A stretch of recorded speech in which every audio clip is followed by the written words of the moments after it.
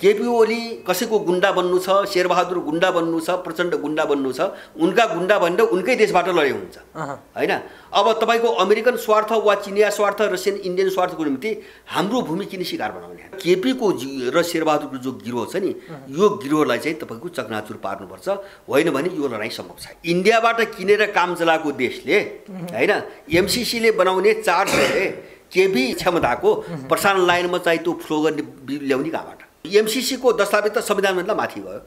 अब नेपालका कानुनले काम नगर्ने एमसीसी कै कानुन लाग्ने भनेपछि त संविधानभन्दा माथि एमसीसी को चाहिँ तपाईको दस्तावेज गयो। यो टुङ्गो माधव नेपाल र पुष्पकमल दाहालको जो कित्ता छ नि, त्यो कित्ताको एमसीसी प्रतिको धारणा नक्कली हो कि सक्कली हो भन्ने कुरामा निर्भर गर्छ। जस्तो यहाँको कार्य सरकारले अदालतमा हात हाल्न पाउँदैन नि, अख्तियारमा हात हाल्न पाउँदैन नि हैन, त्यस्तै गरेर एमसीसी माथि पनि हात हाल्न पाउँदैन।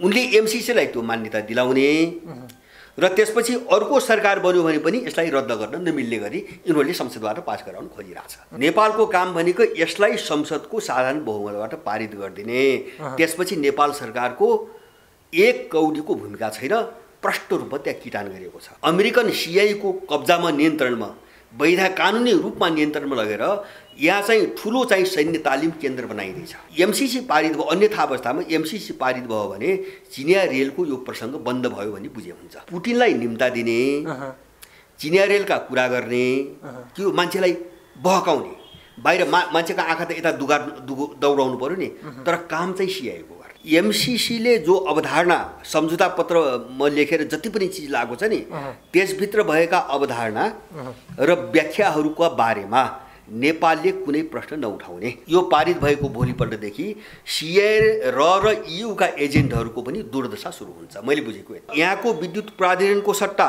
एमसीसी को अर्को विद्युत प्राधिकरण र यहाँको सडक तथा यातायात विभागको सट्टा एमसीसी को अर्को चाहिँ तपाईको निकाय गठन हुँदैछन्, जसले एमसीसी को जति दायरा हुन्छ नि त्यो दायराभित्र नेपाल सरकारलाई, यहाँका निकायलाई पुरै विस्थापित गरेर उनले काम गर्नेछ। नेपाल सरकारले त यो पारित भइसकेपछि के छ भन्न पनि तपाईको प्रश्न गर्न नपाउने भएपछि सामान के ल्याउँछ भन्ने कुरो नेपालले चासो राख्न नपाउने भयो हैन। हतियार आए पनि चासो राख्न पाइएन, बम आए पनि चासो राख्न पाइएन। यो एमसीसी रोकेको कारणले महाराजलाई फसाइयो भन्ने केही कुरो स्वाट्ट बाहिर मिडियामा आएपछि एमसीसी तिर ध्यान गयो हाम्रो।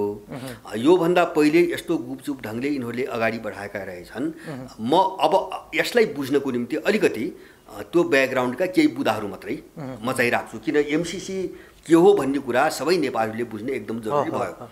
जस्तो यो कस्तो देखिन्छ भन्छ भने यिनीहरूले 74 साल भाद्र 29 गते हैन यिनीहरूले चाहिँ तपाईको सम्झौता गरे हैन, एमसीसी नेपालभित्र ल्याउने भनी सम्झौता गरे। 74 साल चैत्र 20 गते अब एमसीसी ले नेपालमा चाहिँ आफ्नो एकाउन्ट खोल्यो हैन। मिलेनियम च्यालेन्ज एकाउन्ट नेपाल विकास समिति भनेर चाहिँ तपाईको गठन आदेश दियो यहाँको सरकारले। 75 साल असोज 6 गते यसलाई चाहिँ राष्ट्रिय गौरवको आयोजनाका रूपमा उसले पारित गर्न लगायो हैन। उसको प्रस्तावमै त्यही छ, यसलाई राष्ट्रिय गौरवको आयोजना पारित गर्नुपर्छ भनेर चाहिँ, यो नेपालको गौरवको प्रोजेक्ट हो भनेर चाहिँ पारित गर्नुपर्छ भन्ने शर्त थियो। 75 साल असोज 6 गते यिनीहरूले गरेका रहेछन्। अनि 75 साल कार्तिक 26 गते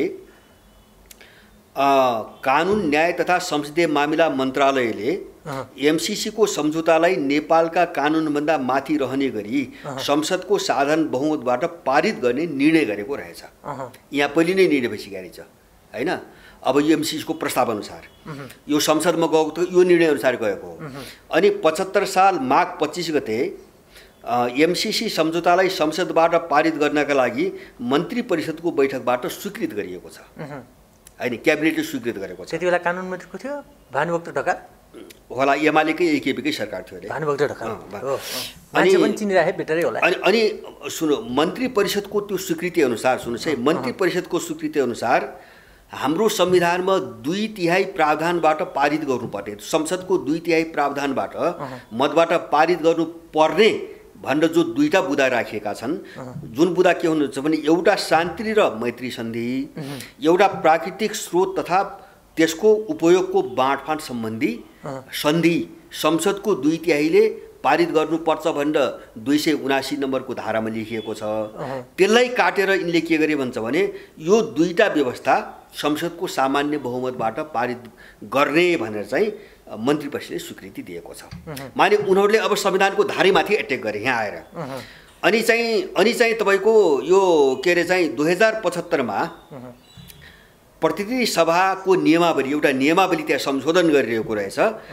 त्यहाँ के भनेको छ भन्छ भने त्यो नियमावली के बनाइएको छ भन्छ भने एमसीसीले जो अवधारणा सम्झौता पत्रमा लेखेर जति पनि चिज लागेको छ नि त्यसभित्र भएका अवधारणा र व्याख्याहरूका बारेमा नेपालले कुनै प्रश्न नउठाउने हैन, अथवा यो धारणा के हो, यो व्याख्या के हो भनेर नेपालले प्रश्न नउठाउने भनेर चाहिँ तपाईको त्यो नियमावली बनाइएको रहेछ। एमसीसीले जस्तो पेश गर्यो त्यसलाई जस्ताको तस्तै पारित गर्ने भनेर नियमावली 75 सालमा बनाइएको रहेछ।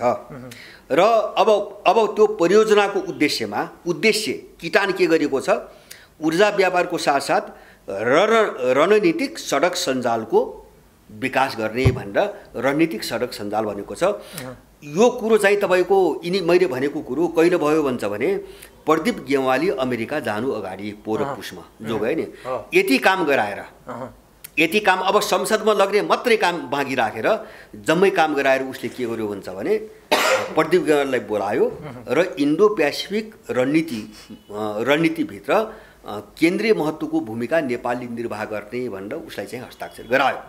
जो कुरो उसले यहाँ आएर भनेन तर अमेरिकाको चाहिँ परराष्ट्र मन्त्रालयको रिपोर्टमा त्यो कुरो आएपछि हामीले थाहा पायौँ।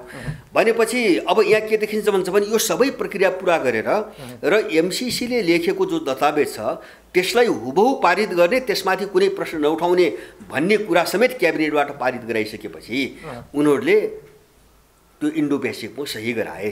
अब उनले सही किन गराए त प्रदीप गेवालीलाई भन्छ भनेपछि एमसीसीलाई त उनले इन्डो पेसिफिक भित्रको एउटा चाहिँ अङ्ग हो भनेर व्याख्या गरेका छ हैन।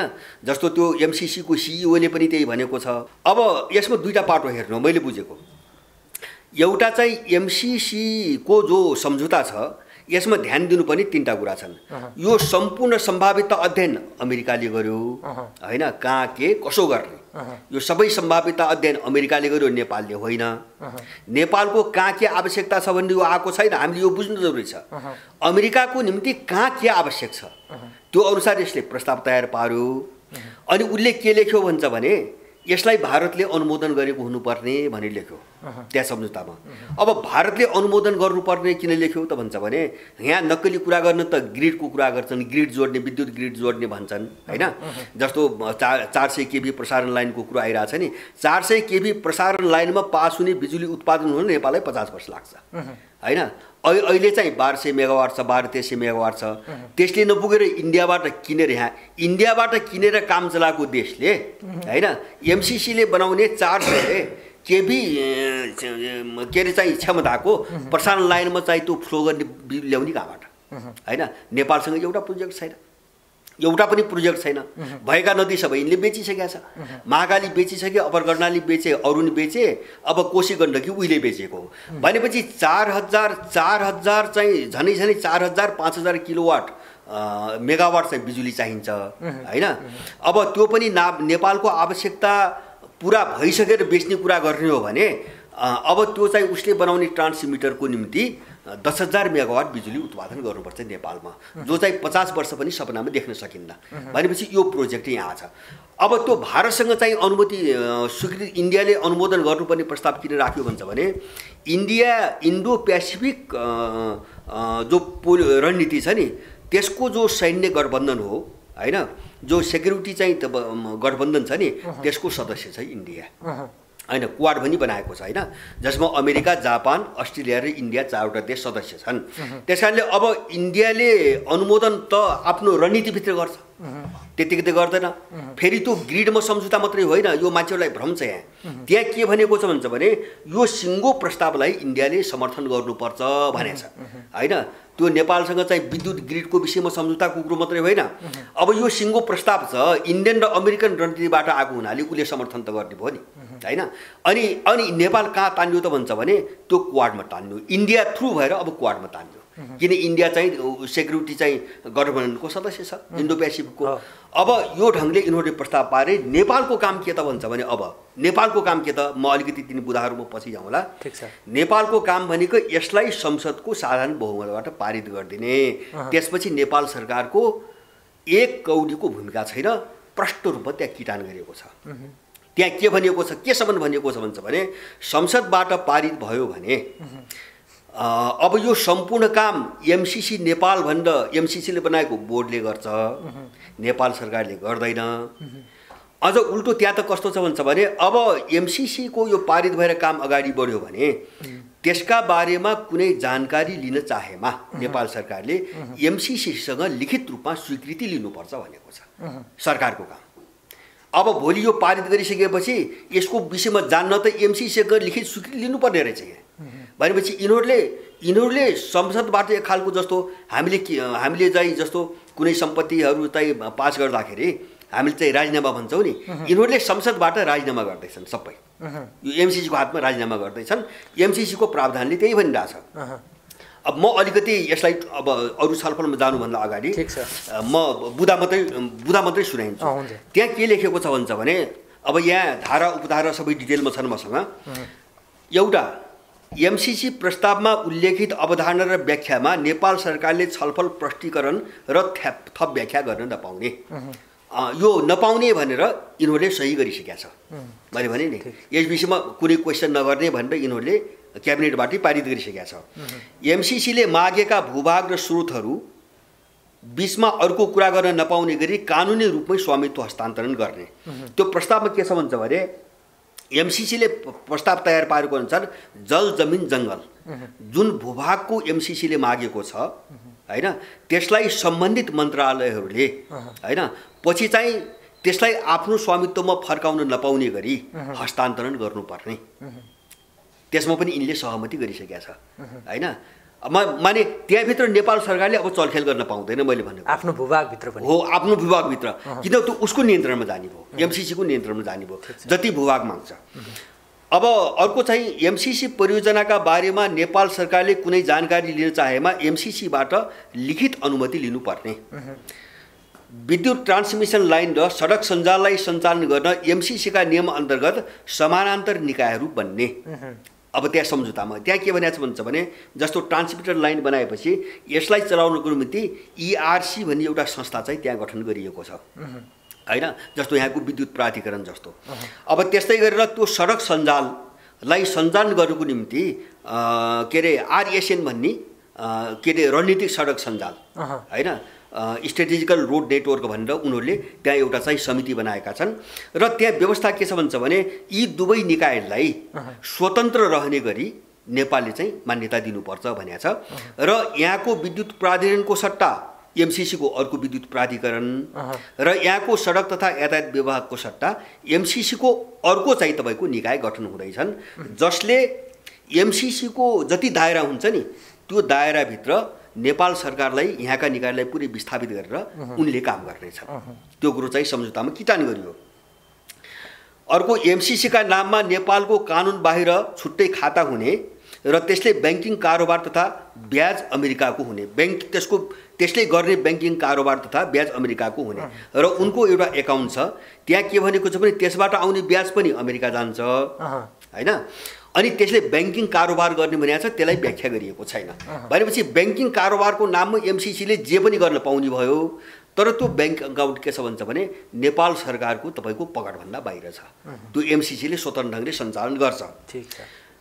एमसीसी संसदबाट पारित भएपछि अमेरिकी कानुन सक्रिय हुने र त्यससँग बाजिने नेपालका कानुनहरू निष्क्रिय हुने। र एमसीसीमा जति नियम पनि व्याख्या गरिएको छ नि यो संसदबाट पारित भएको भोलिपल्टदेखि ती सक्रिय हुन्छन् नेपालमा र त्यससँग बाज्ने नेपालका जो कानुन छन् तिनी सबै खारेज हुन्छन् अथवा तिनी सबै निष्क्रिय हुन्छन्, तिनी कानुनले अब काम गर्दैन। संविधानभन्दा माथि हुन्छ होइन, संविधान एमसीसीको दस्तावेज त संविधानभन्दा माथि भयो। अब नेपालका कानुनले काम नगर्ने एमसीसीकै कानुन लाग्ने भनेपछि त संविधानभन्दा माथि एमसीसीको चाहिँ तपाईँको दस्तावेज भयो। अब त्यसपछि नेपालले त्यसमा चाहिँ $130 मिलियन राख्ने भनेको छ, तर अमेरिकाको चाहिँ $500 मिलियन छ, तर $130 मिलियन झनै झनै 16 अर्ब जति रुपियाँ त्यहाँ हाल्ने नेपालको भूमिका चाहिँ 1 कौडीको पनि छैन। मैले भने नि, अब भोलि काम के भइरहेछ कस्तो भइरहेछ भने बुझ्नको निम्ति एमसीसीको स्वीकृति लिनुपर्ने भइसकेपछि नेपालको काम केही पनि छैन। त्यो एमसीसीकै चाहिँ उसमा चाहिँ परिचालन हुने भयो नेपालको पैसा। अब यसलाई चाहिँ राष्ट्रिय गौरवको आयोजनाका रूपमा स्वीकृत गर्नुपर्ने भनेको छ, त्यो यिनीहरूले गरिसकेका छ। मन्त्री परिषद बैठकबाट निर्णय गरी यिनीहरूले गरिसकेका छ।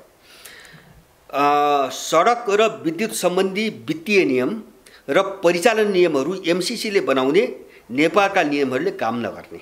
माने उसले सडक सञ्जाल जो भनेको छ नि, अब त्यो सडक सञ्जालभित्रको नियमहरू, त्यो सडक सञ्जाल भनेर त्यो दस्तावेजमा के भनेको छ भन्छ भने पूर्वाञ्चल, मध्यमाञ्चल र मध्यपश्चिमाञ्चल क्षेत्रभित्रका सडक भनेको छ, त्यहाँ नयाँ बनाउने र जो उसले पुराना मर्मत गर्ने भनेको छ नि, हो यो सबै चिजलाई सञ्चालन गर्नको निम्ति एमसीसीको आफ्नो वित्तीय नियम हुन्छ र एमसीसीको आफ्नो परिचालन गर्ने नियम हुन्छ। भनेपछि यो क्षेत्रभित्र उसले जहाँ हात हाल्छ नि, त्यो सडकमा पनि नेपालको कानुनले काम लाग्दैन। अब जस्तो सडक नियम पनि उसले बनाउने भयो हैन, कर पनि उसले तोक्ने भयो। अब विद्युतको क्षेत्र पनि त्यही हुने भयो। यो चिज चाहिँ तपाईको त्यो उसमा यो सबै सम्झौता भइसकेका कुराहरू दिन्छु मैले, संसदबाट पारित हुन बाँकी भए यिनी सम्झौता भइसकेका कुराहरू के अरे। अनि त्यसपछि नेपालको सुशासन, आर्थिक विकास लगायतका ढाँचाहरूलाई एमसीसीको अवधारणा अन्तर्गत विकास गरेर लैजाने भन्यो। माने अबको नेपालको राज्य प्रणाली कस्तो बनाएर लैजाने भन्ने कुरा पनि एमसीसीको त्यो कन्सेप्ट अन्तर्गत लैजाने भन्यो हैन। यो चाहिँ सुरुमै छ, त्यो प्रस्तावनामा सुरुमै छ कि त्यस के भनेको छ भन्छ भने जस्तो आर्थिक विकास, सुशासन लगायतका क्षेत्र भनेको छ। माने यहाँको आर्थिक विकासको मोडालिटी अब कस्तो बनाउने, यहाँको सुशासन कस्तो हुने, त्यो भनेको के हो लगायत जति पनि राज्य प्रणालीहरू छन् नि, त्यो चाहिँ एमसीसीको अवधारणामा अगाडि बढाउने भनेर चाहिँ त्यो प्रस्तावनामै स्पष्ट रूपमा किटान गरिएको छ। अब यो परियोजना अन्तर्गत यो क्षेत्रभित्र आउने जति पनि बौद्धिक सम्पत्ति छन् नि, त्यो बौद्धिक सम्पत्तिमा अमेरिकाको एकलौटी अधिकार हुने, नेपालले सबै हक छोड्नुपर्ने हैन। जस्तो उत्पादन, पुनरुत्पादन, वितरणदेखि लिएर अब त्यहाँ काम गर्ने दौरानमा जति बौद्धिक सम्पत्तिसँग सम्बन्धित कुराहरू हुन्छन् त्यो सबैमा अमेरिकनहरूको एकलौटी चाहिँ अधिकार हुने, अथवा त्यो स्वामित्व उसले लैजाने, नेपालले त्यहाँबाट पुरै हक छोड्नुपर्ने। अब त्यसपछि परियोजनाका निम्ति चाहिने सामानहरू एमसीसीको स्वविवेकमा खरिद गर्ने हैन। खरिदसँग नेपालको चासो छैन हैन। जस्तो त्यो चासो छैन, मैले किन त्यो उठाउन खोजेको हुन्छ भने जस्तो एमसीसीले हतियार ल्याए पनि नेपालले चाहिँ अब त्यो चासो राख्न नपाउने भयो। किन भन्छ भने जस्तो यो पारित गरिसकेपछि नेपाल सरकारको कामै छैन, उसले एमसीसी बोर्ड भनेर जो गठन गरेको छ नि, सबै उसले त आफ्नो मान्छे राखेर गठन गर्यो हैन। अब नेपाल सरकारले त यो पारित भइसकेपछि के छ भन्न पनि तपाईँको प्रश्न गर्न नपाउने भएपछि सामान के ल्याउँछ भन्ने कुरो नेपालले चासो राख्न नपाउने भयो हैन। हतियार आए पनि चासो राख्न पाइएन, बम आए पनि चासो राख्न पाइएन हैन। उसले जे पनि ल्याउन सक्ने भयो खरिदको नाममा है, नेपालको कन्ट्रोल नभएपछि। र त्यसमा अर्को के भनिएको छ भन्छ भने एमसीसीको परियोजना अन्तर्गत आउने जति पनि चाहिँ कामहरू छन् कसैमा पनि कर लगाउन नपाइने, करमुक्त छ। जस्तो व्यक्तिगत कर, भ्याट भयो, आयात कर जति हुन्छ नि, कुनै पनि प्रकारको कर नलाग्ने, ऊ एकदमै करमुक्त। अब त्यो त्यहाँ सम्झौतामा छ। अब परियोजनाको लेखा परीक्षण एमसीसीले नियुक्त गरेको वा उसले स्वीकृत गरेको, कसैले अन्तबाट सिफारिस भए पनि उसले ओके गरेको मान्छे बाहेक अरूले गर्न नपाउने। नेपालको चाहिँ के अरे महालेखा परीक्षकले यो विषयमा अडिट गर्न पाउँदैन, सबै एमसीसीको कन्ट्रोलमा गयो लेखा परीक्षण। अब त्यहाँभित्रको हरिसाबको विषयमा नेपाललाई कुनै पनि जानकारी हुँदैन। अनि एमसीसीले ओगट्ने क्षेत्रमा अमेरिकाको कुनै रोजगारी दिन वा उत्पादन गर्न नपाउने। माने एमसीसीले जति एरिया ओगट्छ नि, मैले भने पूर्वाञ्चलदेखि मेचीदेखि गण्डकी भन्नुहोस्, मेचीदेखि गण्डकीभित्र उसले सडक सञ्जाल, उसको सडक सञ्जालभित्र जति पनि पर्छन् अथवा विद्युत लाइनभित्र जति पनि एरिया पर्छ नि, त्यो एरियाभित्र अमेरिकाको रोजगारीमा असर पुर्याउने वा अमेरिकाको उत्पादनमा असर पुर्याउने कुनै पनि काम नेपालले गर्न नपाउने। अब तपाईँ हेर्नुहोस्, यसलाई गहिरो अर्थ लगाउँदै जानुहोस्। रोजगारीमा अब भनेपछि नेपालले आफ्नो ढङ्गले उत्पादन गर्न पनि त्यो क्षेत्रमा नपाउने भयो हैन। र त्यसपछि रोजगारी कसैलाई दिन पनि नपाउने भयो हैन। अब त्यो रोजगारी अथवा त्यहाँ कस्तो उत्पादन गर्ने भन्ने कुरा त्यो एमसीसी या त उसको स्वीकृतिमा गर्नु पर्यो हैन, या चाहिँ तपाईँको उसैले मात्रै गर्नु पर्यो। किन भन्छ भने त्यसबाट अमेरिकाको उत्पादन लगेर जोड्या छ उहाँको रोजगारीमा, भनेपछि त्यो टोटल रोजगारी उसले तय गर्ने भयो क्या। मैले भन्न खोजेको त्यो क्षेत्रभित्रको टोटल रोजगारी उसले निर्धारण गर्ने भयो भनेपछि उसले के रोजगारी दिन्छ हैन, उसले यहाँ चाहिँ तपाईँको के अरे चाहिँ मिलिट्रीहरू ल्याएर ट्रेनिङ दिन पनि सक्ने भयो हैन, उसले आफूलाई आवश्यक हुने उत्पादन पनि गर्न सक्ने भयो हैन, उसलाई के चाहिन्छ अब यो मिसनको निम्ति के उत्पादन चाहिन्छ त्यो उत्पादन पनि गर्न सक्ने भयो। नेपालले त्यो विषयमा चाहिँ चासो राख्न नपाउने त्यो प्रावधान छ त्यहाँ सम्झौतामा। अब परियोजनाका दौरानमा हुने यावत प्रकारका सम्पूर्ण कामहरू अङ्ग्रेजी भाषामा हुने, नेपालीमा नहुने। सम्झौतालाई इन्डियाले स्वीकृत गर्नुपर्ने, मैले अघि नै भने इन्डियाको स्वीकृति बिना नहुने। सो परियोजनामा कर्मचारी वा कामदारहरूको नियुक्ति एमसीसीले गर्ने, नेपालले कुनै पनि नियुक्ति गर्न नपाउने हैन। अब नेपालले कसैलाई सिफारिस गर्यो भने पनि त्यो एमसीसीले मान्यो भने जागिर पायो हैन, होइन भने पाएन। जागिर टोटल्ली चाहिँ एमसीसीले मात्रै निर्धारण गर्न पाउने। नेपालले परियोजनाबारे कुनै जानकारी लिन चाहे एमसीसीको अनुमति लिनुपर्ने भन्ने मैले पहिले भने। अब यिनी चिजहरू यो सम्झौता गरेर हस्ताक्षर भइसकेका कुराहरू भए, जम्मै त्यही दस्तावेजमा छ सबै कुरा। अब यसलाई उनीहरूले के भने भन्छ भने यो इन्डो पेसिफिकको रणनीति अन्तर्गत आएको सहयोग हो भनेर उनीहरूले भने।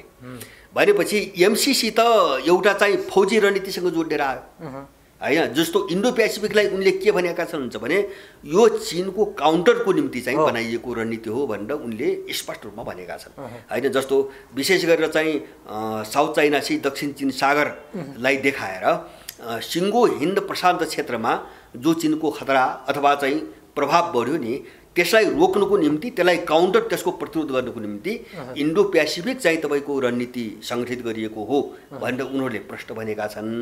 र एमसीसीको सहयोगलाई उनले इन्डो पेसिफिक अन्तर्गतको सहयोग हो भनेका छन्।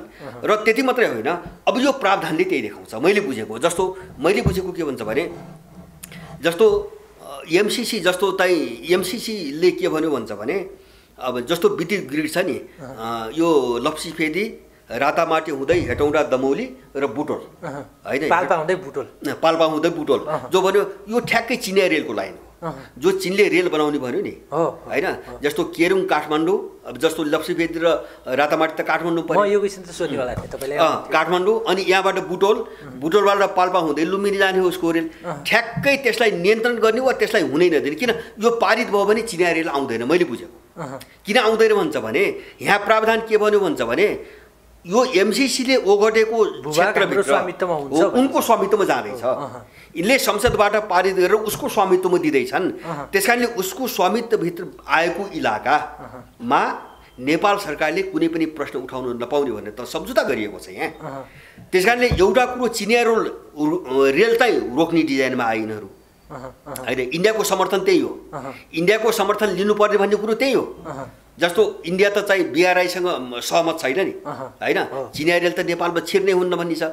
त्यस कारणले इन्डियाको चाहना पनि त्यो भयो, अमेरिकनको रणनीति पनि त्यही भयो एउटा। अर्कोतिर चाहिँ उनीहरूले के भनेका छन् भने सडक सञ्जाल के अरे चाहिँ रणनीतिक सडक सञ्जाल भनेको छ। र त्यहाँ चाहिँ तपाईँको उनीहरूले आफ्नो सबै सुरक्षा निकाय चाहिँ तैनात गर्ने कुरा छ। अब त्यो भित्र सबैको उनले के भनेको छ भन्दाखेरि सम्बन्धित मन्त्रालयहरू जस्तो वन, जङ्गल, जमिन जति पनि एमसीसीले मागेको छ र जुन ठाउँको मागेको छ त्यसलाई चाहिँ झन्डै कानुनी रूपमा चाहिँ उसको हातमा हस्तान्तरण गर्ने चाहिँ सम्झौता छ।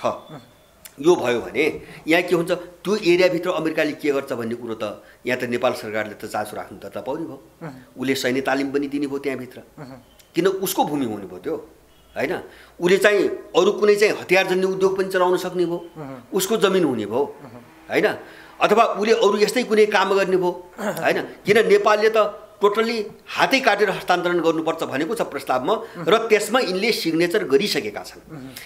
भनेपछि एउटा चिज मैले बुझेको यो एमसीसी के हो भन्छ भने एउटा चाहिँ नेपालको झन्डै 2/3 इलाकालाई अमेरिकन सिआईको कब्जामा, नियन्त्रणमा कानुनी रूपमा नियन्त्रणमा लगेर यहाँ चाहिँ ठुलो चाहिँ सैन्य तालिम केन्द्र बनाइदिन्छ। यो के हो भन्छ भने यिनीहरू जो रसियाका गुण्डाहरू जो त्यहाँभित्र कमिटेड भएर जो काम गरिरहेको थिए नि त्यो कुरो एक्सपोज नहोस् भनेर यिनले रेलको कुरो उछाले, तर काम त गरेन नि। हामी हेरौँ न, जस्तो एमसिसीको अहिले पारित गर्ने कि भोलि पारित गर्ने भन्ने यत्रो मारामार छ होइन।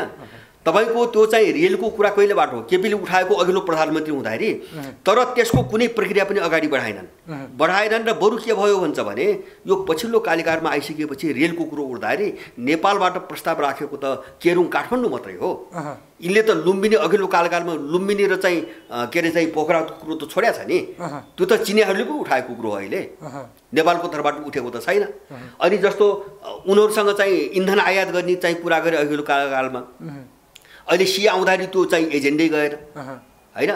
अब धेरै कुराहरू गएनन्। त्यस कारणले यिनको कुरो हुन्छ भने उतातिर कुरो उठाउने र आफू यिनको चाहिँ एजेन्डा भएको कुरा ढाकछुप गर्नको निम्ति उतातिरको कुरो उठाउने, तर काम अगाडि नबढाउने। जस्तो अहिले चिनिया रेल भन्दा भन्दै अब त्यो भन्दा चाहिँ कयौँ चाहिँ समय अगाडि त एमसिसी पारित हुने स्थिति आयो नि।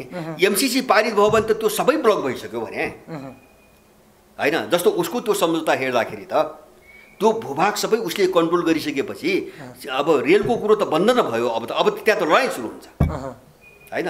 जस्तो यिनले त अब यहाँबाट रेलको त्यो सम्झौता अगाडि बढाउनु त यिनलाई त सम्भव छैन। अब किन? त्यो त एमसिसीको अनुमति लिनुपर्छ होला। उसले आफ्नो रणनीति अन्तर्गत अब चिनियाहरूलाई चाहिँ दायाँ बायाँ गर्नै नदिने हिसाबले होइन कुनै चाहिँ योजना बनायो र त्यसमा सकिन्छ भन्ने लाग्यो भने त्यो छलफल जाला अगाडि, छुट्टै कुरा। तर एमसिसी पारित भयो, अन्यथा अवस्थामा एमसिसी पारित भयो भने चिनिया रेलको यो प्रसङ्ग बन्द भयो भन्ने बुझे हुन्छ। किन भन्छ भने यो भूभाग त चाहिँ अमेरिकनहरूको कानुनी रूपमै उनको नियन्त्रणमा जाँदैछ भनिसकेपछि यो डिजाइनमा उनीहरू आए। जस्तो यो पछिल्लो कालमा पनि के देख्यो भन्छ भने उनले पुटिनलाई निम्ता पठाए नि होइन, पठाए। अब उतातिरबाट पनि दिन लगाए, अब यताबाट पनि पठाए पुटिनलाई निम्ता दिने, चिनिया रेलका कुरा गर्ने, त्यो मान्छेलाई बहकाउने। बाहिर मान्छेको आँखा त यता दौडाउनु पर्यो नि, तर काम चाहिँ सिआएको गर्ने।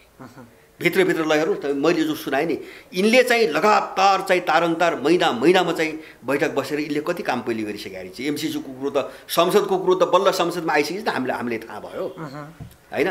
यिनले भित्रभित्र गरे त थाहा थिएन, भित्रभित्र यसो गर्दै आएर चाहिँ यो चिज एक्सपोज नहोस् र भोलि संसदमा पारित गर्ने बेला होइन अब यिनी चाहिँ मानव चाहिँ एकदम रुस प्रेमी रहेछन्, चीन प्रेमी रहेछन्, अथवा चाहिँ मैले भन्न खोजेको हामीलाई चाहिँ अहित नगरेका देशहरूसँग यिनको राम्रो सम्बन्ध रहेछ भनेर मान्छेको आँखामा छारो हाल्ने र भित्र देशलाई चाहिँ सिआएको एम्बुसमा चाहिँ पार्ने, धरापमा पार्ने हिसाबले यिनले भूमिका खेल्दै आएको हो। र अत्यन्तै अपराधिक चाहिँ तपाईँको मानसिकता भएको यो गिरोह हो, यो केपी ओलीको गिरोह हो र जो काङ्ग्रेसको गिरोह छ नि शेरबहादुरको। भनेपछि अब यो सम्पूर्ण चाहिँ यो कहाँ आछ भन्छ भने ठ्याक्कै इन्डो पेसिफिक रणनीतिबाट यो आयो। मैले भने नि जस्तो बिआरआईलाई चाहिँ चेक गर्नको निम्ति उनले भनेका छन् नि, यो इन्डो पेसिफिक चाहिँ तपाईँको बिआरआईको काउन्टरमा चाहिँ हामीले विकास गरे उनी भनेका छन्। अब यहाँको रेलको कुरो के हुन्छ भने बिआरआईको 6औँ रुट भनेको छ, 7औँ रुट 6औँ कि 7औँ रुट भनेको छ होइन। जस्तो 6वटा रुट अन्त जस्तो सामुद्रिक रुट, त्यसपछि स्थल रुट छोडेर अब यो दक्षिण एसिया जोड्ने यो ट्रान्स हिमालयन कनेक्टिभिटी भनेर जो नेपालसँग भएको छ नि, यसलाई उनीहरूले 7औँ रुट भनेको छ नि बिआरआईको हो। अब यो यसलाई काउन्टर दिन उनले जो इन्डो पेसिफिक पनि बनाए नि, के अरे इन्डो पेसिफिक समूहलाई हो, यसलाई यो 7औँ रुटलाई ब्लक गर्नको निम्ति उनीहरू एमसिसी मार्फत आए, एमसिसी मार्फत अगाडि आए। त्यस कारणले यो के हुन्छ भने सिधै चीनमाथि धावा बोल्ने चाहिँ एजेन्डा हो, यो अरू केही पनि होइन।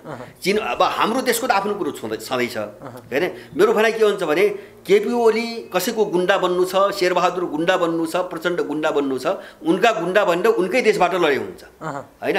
अब तपाईँको अमेरिकन स्वार्थ वा चिनिया स्वार्थ, रसियन इन्डियन स्वार्थको निम्ति हाम्रो भूमि किन शिकार बनाउने? हामीले विरोधहरूको यो हाम्रो भूमि हामीले प्रयोग हुन किन दिने? अमेरिकन लड्नु न त, साउथ चाइना सीमा गएर चीनसँग लडे हुन्छ नि, अमेरिकाबाटै चीनसँग लडे हुन्छ नि, त्यसको निम्ति हाम्रो जमिन किन दिने?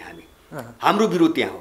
त्यस कारणले गर्दाखेरि अब यो के हो भन्छ भने मैले त यतिसम्म भन्छु, यसको पक्षमा औकात गर्ने जो जघन्य अपराधी हुन् नि होइन, यो विदेशीले किनिसकेका र उनको नागरिकका रूपमा काम गरिरहेका यो अपराधी ग्याङले झन्नै देशलाई एउटा चाहिँ साम्राज्यवाद शक्तिको मिलिटरी क्याम्प एउटा बेस क्याम्प बनाउने र अर्को देश विरुद्ध चाहिँ तपाईँको युद्धको तयारी गर्नको निम्ति यो एमसीसी सम्झौता पारित गर्दैछन् यिनीहरूले संसदबाट।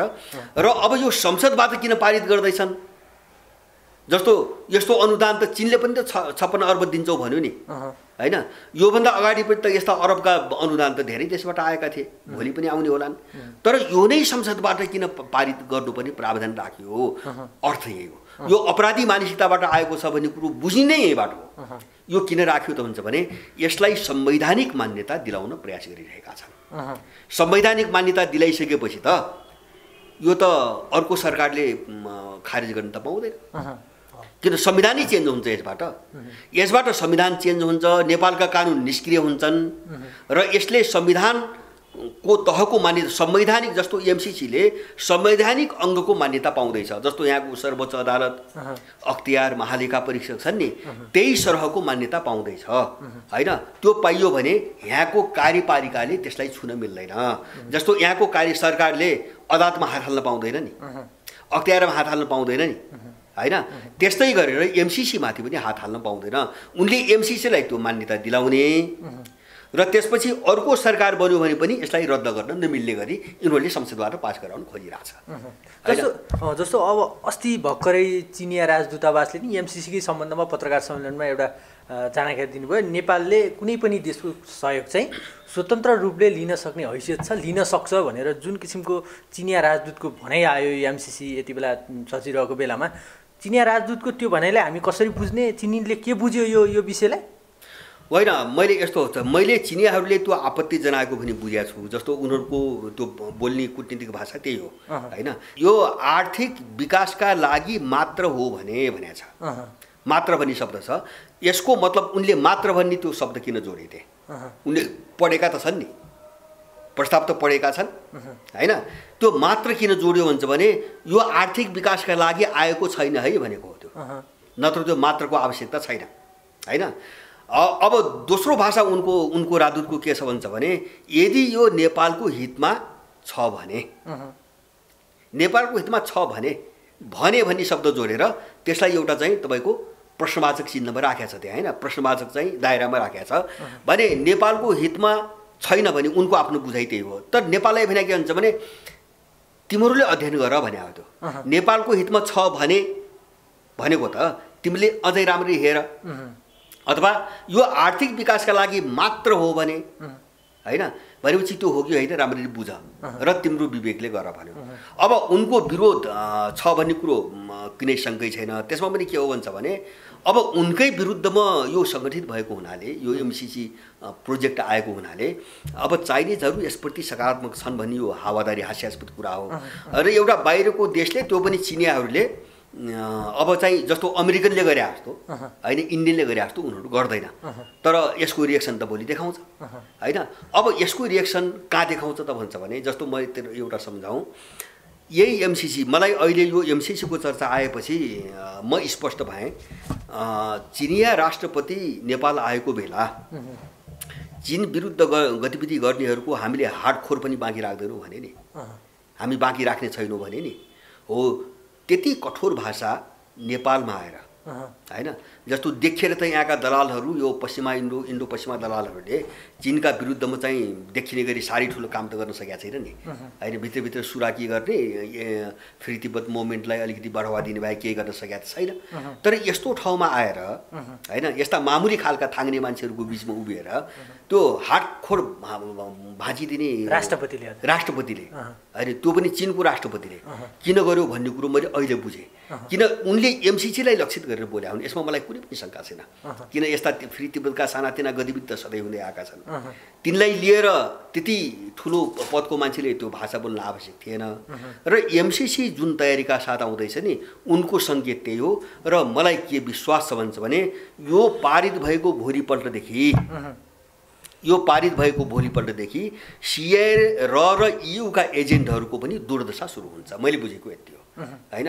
त्यो नेपालभित्री स्वाभिमानी मान्छेबाट मात्रै होइन कि त्यो चाहिँ तपाईँको एन्टी अमेरिकन अथवा चाहिँ जो ध्रुव छ नि विश्वमा 2 ध्रुव यो मध्ये चिनिया र रसियन ध्रुवको तर्फबाट होइन जे प्रतिक्रिया आउँछ नि त्यसको पिसाइमा यिनीहरू पनि पर्छन् र सबभन्दा राम्रो पक्ष त्यही हुन्छ भोलिको निम्ति यो पारित भएको दिनदेखि। यो संसदमा पारित भएको दिनदेखि भयो भने त हाम्रो छुट्टै खालको एउटा दुर्दशा हाम्रो पनि सुरु होला। त्यहाँभन्दा अगाडि नै नेपालले संसदमा रोक्न सक्यो भने चाहिँ एक किसिमको नेपाललाई चाहिँ तपाईँको भनाइअनुसार बेटर हुने भयो होइन।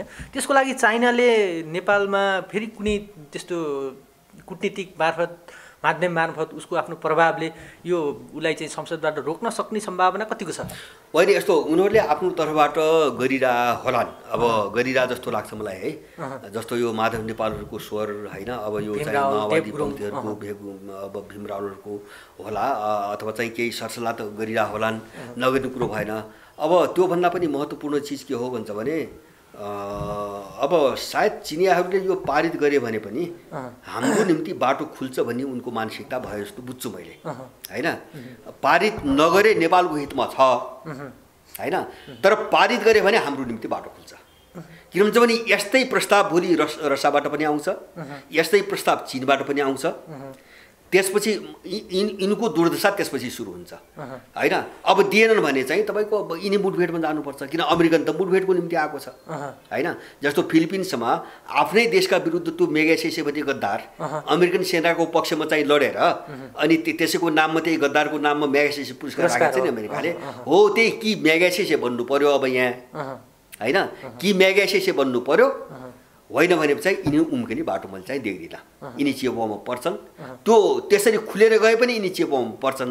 जस्तो प्रदीप गेवाली, केपी ओली यिनी के रहेछन् आखिर तपाईँको र चाहिँ सिआइएका सुराकीभन्दा बढी त केही रहेछन् भने त नाङ्गो भयो भने उहाँ गएर सिग्नेचर गरेर इन्डो पेसिफिकको केन्द्रीय भूमिकामा हामी काम गर्छौँ भने सही गरेर यहाँ आएर होइन भन्छ होइन। यस्ता कौडीका पनि चाहिँ तपाईँको चरित्र नभएका स्तर नभएका मान्छेहरू भनेपछि अब त्यो हुन्छ र उनले त्यो प्रतिक्रिया देखाउँछन्, चिनियाहरूले पनि प्रतिक्रिया देखाउँछन्।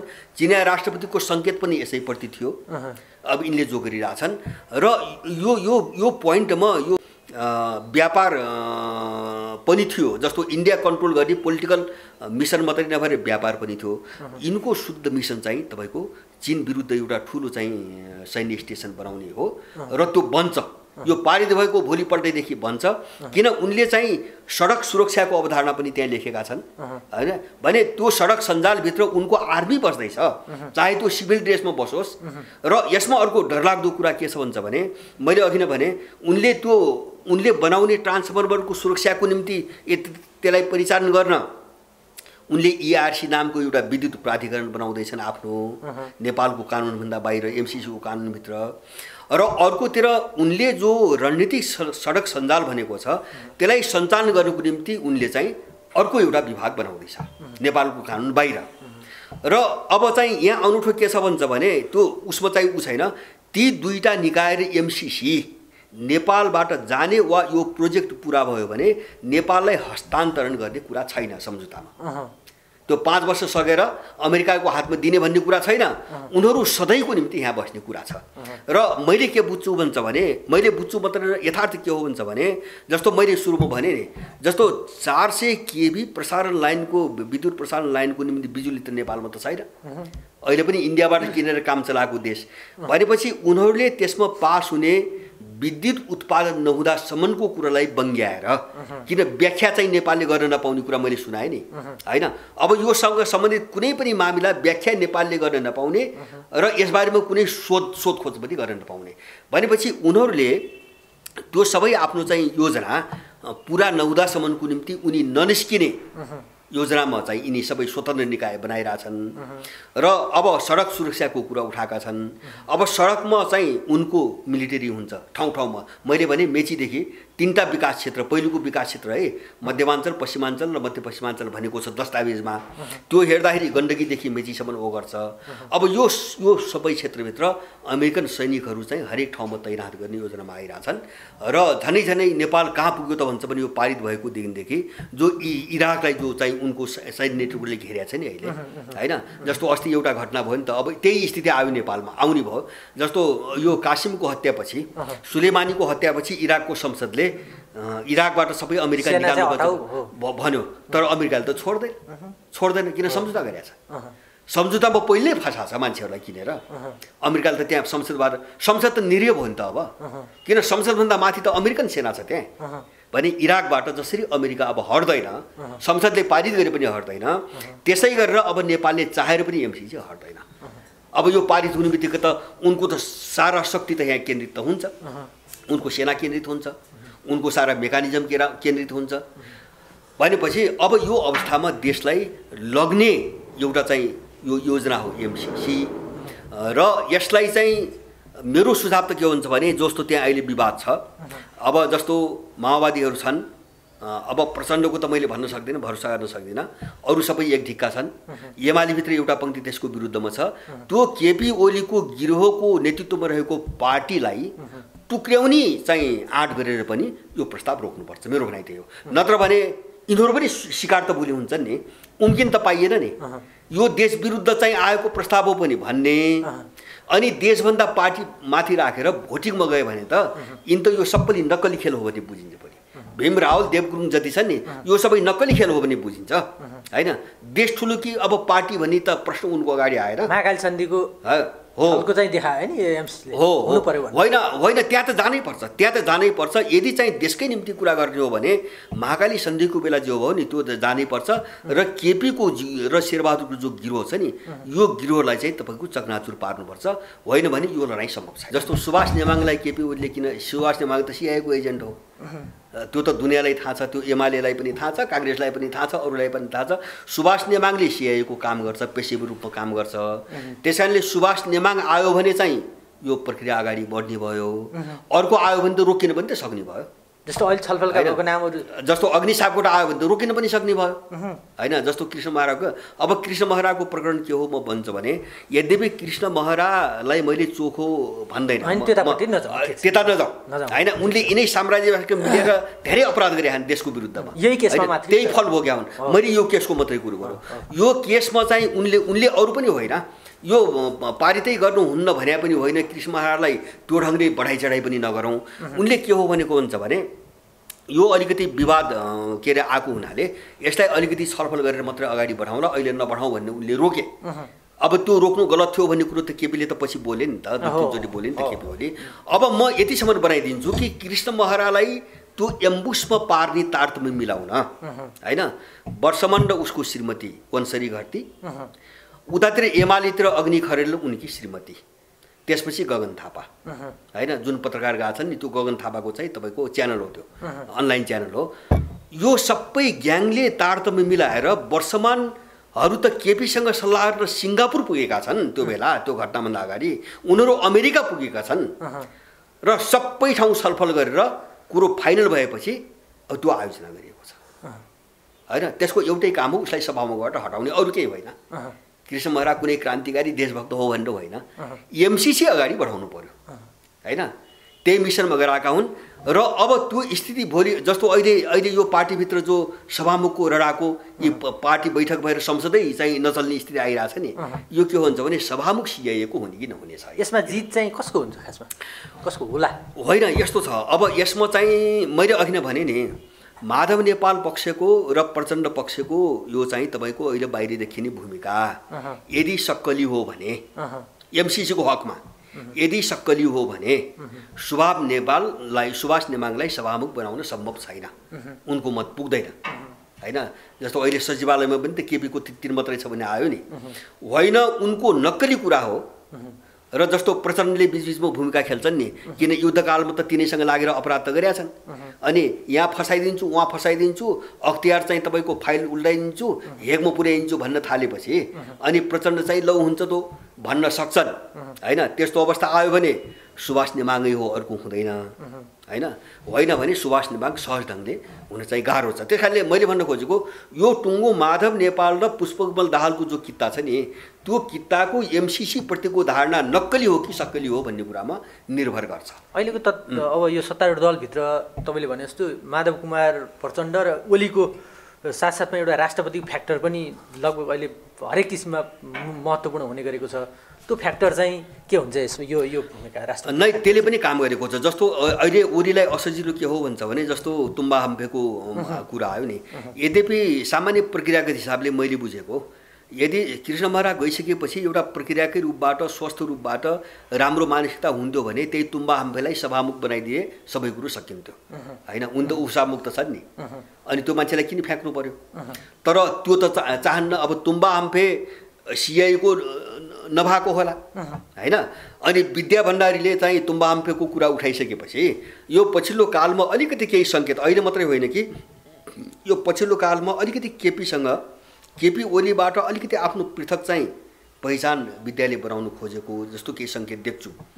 र त्यसमा चाहिँ यो जो ग्लोबल लडाइँ छ नि अन्तर्राष्ट्रिय शक्तिहरूको, अब यो लडाइँको बीचबाट कुनै शक्ति केन्द्रहरूले विद्याप्रति अलिकति सहानुभूति राख्न खोजेको जस्तो पनि देखिन्छ। जस्तो चीन जाँदाखेरि तपाईँको प्रधानमन्त्रीबाट हुनुपर्ने सम्झौता त विद्याको नामबाट भयो नि हैन। जस्तो विद्याको नामबाट भयो। अब चिनियाहरूसँग पनि अलिकति सम्बन्ध बाहिरी राम्रो, अब भित्र अब मनै मिलेको त म भन्न सक्दिनँ, केही राम्रो देखिन्छ। अब त्यस कारणले अब त्यो विद्याको भूमिका पनि केपीको निम्ति त्यति यो पछिल्लो कालमा त्यति अनुकूल बन्न नसकेको जस्तो तपाईँको देखिन्छ। र अहिले त्रिकोणात्मक छ। जस्तो विद्याको चाहिँ तुम्बा हाम्फेको कुरा छ हैन। अब केपी ओलीको सुभाष निमाङको कुरा भयो, यतातिर माओवादीहरूको अग्नि सापकोटाको कुरा भयो। अब यो यकिन यसै भन्न सकिन्न। अब माधव नेपालहरूको भूमिका के हो भन्न सकिन्न हैन, किन उनीहरू पनि पुरै अछुतो त होइनन्। जस्तो उनको त रोल मात्रै, जस्तो केपी ओली अघिल्लो प्रधानमन्त्री हुँदाखेरि चाहिँ अब चाहिँ डरलाग्दो देशभक्त देखे नि हैन। माधव नेपालहरूको भूमिका त्यही हुनसक्छ अहिले हैन। यस्ता मान्छेको त केही विश्वास त गर्न सकिँदैन।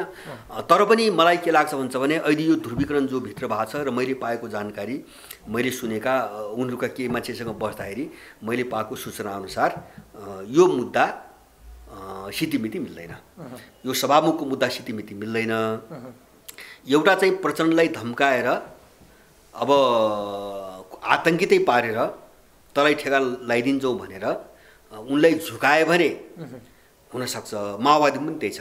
प्रचण्डको विषयमा भन्न सकिँदैन हैन, अझै पनि भन्न सकिँदैन हैन।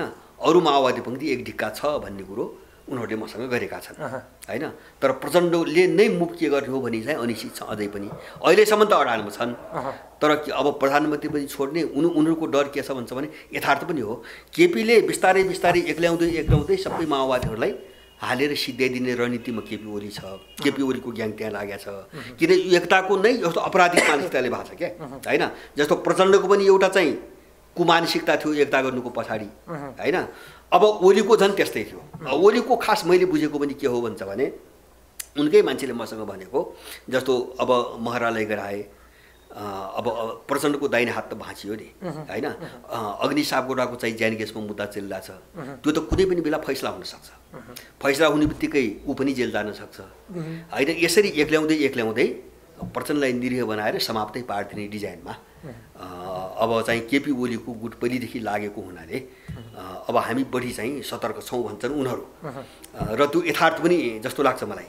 त्यस कारणले अब उनीहरू एकझिक्का हुन सकेनन् भने मलाई लाग्छ उनीहरू पनि सिद्धिन्छन्। उनीहरू पनि सकिने स्थिति आएको छ। त्यस कारणले मेरो सुझाव उनलाई के हो भन्छ भने कमसेकम देशको पक्षमा उनले भूमिका, पार्टी भने त हिजो उनको छुट्टै पार्टी थियो, बिचमा त्योभन्दा चाहिँ अगाडि चाहिँ कैयौँ पटक टुटफुटहरू भए, एकता भए हैन। आज भएको टुट्ला, भोलि फेरि चाहिँ तपाईँको अब अर्कोसँग भन्ला, यो प्रक्रिया त चलिरहेको छ।